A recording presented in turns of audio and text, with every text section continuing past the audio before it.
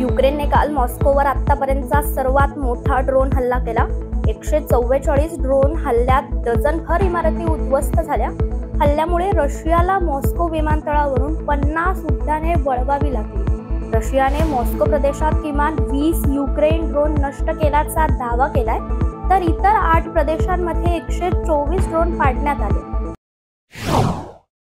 उत्तर कोरिया आणि अमेरिका यांच्यातील तणाव सुरू असतानाच गेल्या काही दिवसांपासून अमेरिका आणि उत्तर कोरियाचे संबंधही बिघडल्याचे दिसते। अशातच अमेरिका आणि त्याच्या मित्र राष्ट्रांसाठी युद्ध करण्यासाठी हुकुमशहा किम जोंग उनने आपल्या सैन्याला तयार राहण्याचे आदेश दिल्याची माहिती आहे। शत्रू राष्ट्रांवर हल्ला करण्यासाठी किम जोंग उनने आपल्या सैन्याला आपली अणुशक्ती पूर्णपणे तयार करण्यासाठी दुप्पट प्रयत्न करण्याच्या सूचना दिल्या। दर 5 मिनिटांनी भारत आमच्यावर विश्वास आहे की नाही याची परीक्षा घेऊ शकत नाही, असे विधान अमेरिकेच्या माजी परराष्ट्र सचिव कोंडोलिझा राईस यांनी केलंय। भारताचे पंतप्रधान नरेंद्र मोदी यांनी गेल्या 2 महिन्यात रशिया आणि युक्रेन या देशांचा दौरा केला। पंतप्रधान मोदी यांच्या रशियाच्या भेटीनंतर भारत आणि अमेरिका यांच्यातील संबंध बिघडल्याची चर्चा चालू होती। याच पार्श्वभूमीवर कोंडोलिझा राईस यांनी हे विधान केले। काँग्रेसचे नेते आणि विरोधी पक्ष नेते राहुल गांधी हे 3 दिवसाच्या अमेरिके दौऱ्यावर आहेत। त्यांचा हा दौरा चांगला चर्चेला आलाय। त्यांच्या काही वक्तव्यांमुळे वाद निर्माण झालाय, त्यातच त्यांचा एक फोटोमुळे आता नवीन वाद सुरू झालाय। भाजप नेत्यांनी यावर आक्षेप घेऊन टीका करण्यास सुरुवात केली आहे। राहुल गांधी यांनी अमेरिकेत जाऊन संसदेच्या प्रतिनिधींची भेट घेतली। त्यावेळी त्यांनी एक फोटो काढला। या फोटोमध्ये ते भारत विरोधी इल्हान उमर सोबत दिसून येत आहे। या फोटोमुळे भाजपकडून राहुल गांधी यांच्यावर टीकेला जोड दिली आहे। अमेरिकन राष्ट्रपती निवडणुकीच्या प्रचाराला जोरदार सुरुवात करत आहे। त्यात रिपब्लिकन उमेदवार डोनाल्ड ट्रम्प आणि डेमोक्रॅटिक पक्षाच्या नेत्या कमला हॅरिस यांच्यात खुल्या चर्चेवेळी खडाजंगी झाली आहे। यावेळी दोन्ही नेत्यांनी एकमेकांवर जबरदस्त प्रहार केले। पाकिस्तान आणि अफगाणिस्तानमध्ये सीमावाद वाढत चाललाय। मागच्या काही दिवसांपासून पाकिस्तानी सैन्य आणि तालिबानमध्ये संघर्षाची स्थिती निर्माण झाली आहे। तालिबानने डुरंड लाईन जवळ नवीन सैन्य चौक्या स्थापन केल्या। पायाभूत सुविधा आणि आरोग्य क्षेत्रातील कौशल्यांमधील अंतर दूर करण्यासाठी 10,000 बांधकाम कामगार आणि 5,000 आरोग्य सेवा कर्मचाऱ्यांची भरती करण्यासाठी मोहीम राबवण्याच्या उद्देशाने इस्रायलने भारताशी संपर्क साधला। मणिपूरमध्ये काल विद्यार्थ्यांनी राजभवनावर काढलेला मोर्चा हा हिंसक वळण लागल्याने पोलिसांनी लाठीमार तसेच अश्रुधुराचा मारा केलाय। यात किमान 40 विद्यार्थी जखमी झालेत।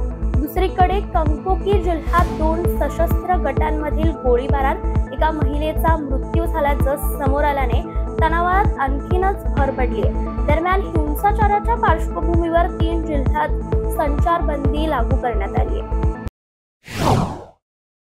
भारतामधील सर्वात श्रीमंत व्यक्ती म्हणून रिलायन्सचे सर्वेसर्वा मुकेश अंबानींना मागे टाकणारे उद्योजक गौतम अदानी यांनी आता थेट बांगलादेशाकडे हजारो कोटींची मागणी केली आहे। अदानींनी बांगलादेशाकडे तब्बल 800 मिलियन अमेरिकी डॉलर्स म्हणजे 6,714 कोटी 7,95,000 रुपये देण्याची मागणी केली आहे। अदानी समूहाचे अध्यक्ष असलेल्या गौतम अदानींनी बांगलादेश सरकारचे मुख्य सल्लागार मोहम्मद युनिस यांच्याशी संपर्क साधला असून त्यांनी मध्यस्थी करावी अशी मागणी केली आहे।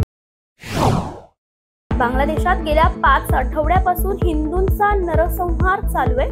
देशातील 64 जिल्ह्यांपैकी किमान 50 जिल्ह्यांमध्ये हिंदूंना लक्ष्य करण्यात आले। या दृष्टीने भारतात लवकरच होणाऱ्या भारत बांगलादेश क्रिकेट मालिकेला भारतातील हिंदूंकडून मोठ्या प्रमाणात विरोध केला जातो। भारतीय नौदलाने पीएटाय विमान ताकडू सरावात सहभाग होण्यासाठी ऑस्ट्रेलियाच्या डार्विन येथे पोहोचले।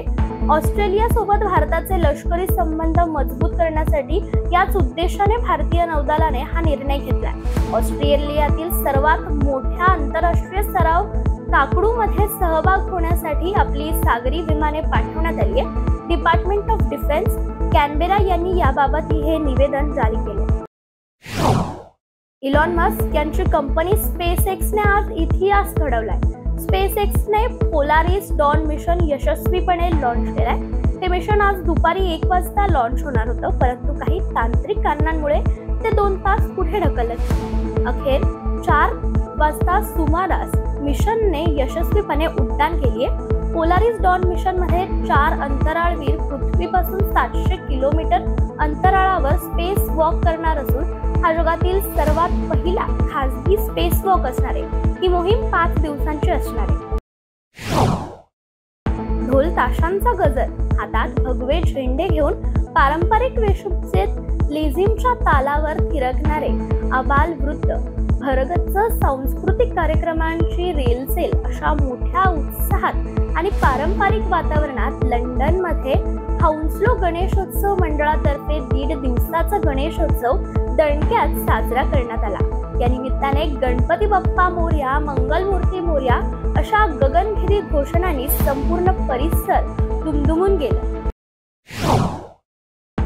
देशातील हजारो छोट्या मोठ्या कंपन्यांना दिवाळखोरीत गेल्यात. वर्षात पहिल्यांदाच 8 महिन्यात देशातील 452 बड्या कंपन्या दिवाळखोरीत गेल्याची माहिती सध्या समोर आली आहे. गेल्या 14 वर्षातील हा इतका मोठ्या प्रमाणात कंपन्या दिवाळखोरीत गेल्याचा हा दुसरा सर्वाधिक आकडा असेल.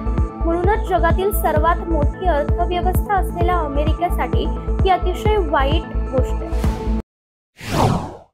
आंतरराष्ट्रीय बाजारात कच्च्या तेलाच्या किमती 33 महिन्यांच्या नीचांकी पातळीवर आल्यात.